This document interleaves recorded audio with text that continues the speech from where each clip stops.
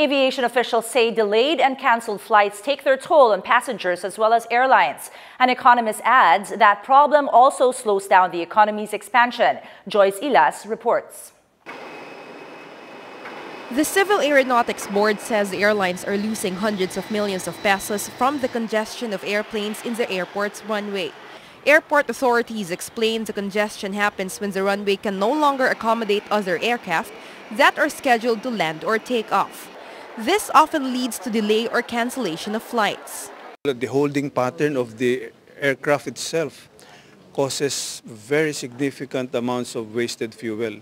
I think it's in the hundreds of millions. An economist says airlines are not the only ones losing money due to airport congestion. UP Professor Ernesto Pernia explains the passengers are primarily at the losing end every time a flight gets delayed or cancelled. He says affected passengers lose time, money, and energy. Businessmen lose opportunities while tourists waste time intended for recreation.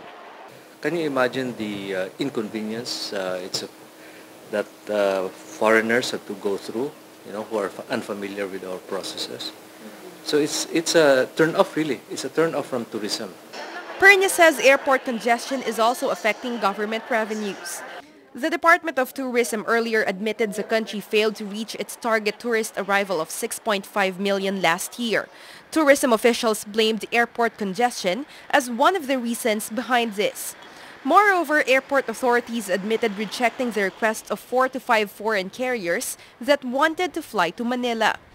They explained the airport could no longer accommodate additional airlines during their desired time of flights.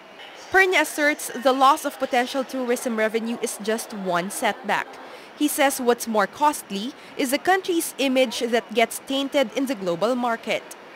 That kind of image will deter potential tourists to the country. So they might go somewhere else instead of coming here.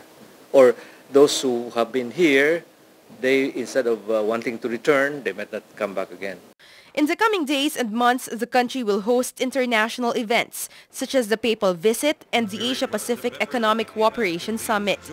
But with the present status of the local air transport industry, Pernia fears it will only scare investors away. If they come, they have to come, but they're going to suffer a lot of inconveniences. We are not going to be able to showcase the country as an investment destination or as a destination prepared for more investments. Pernia proposes several ways to make both domestic and international tourists feel the tourism slogan, "It's more fun in the Philippines." He suggests that airlines make pre-booking easier. He also wants the government to require airlines to bear the cost of inconvenience suffered by the passengers. Pernia says, though, this should not be limited to accommodations and local transfers. He argues airlines should also pay moral damages to affected passengers for the emotional stress they had to endure due to their delayed or cancelled flights. Joyce Ilas, 9 News.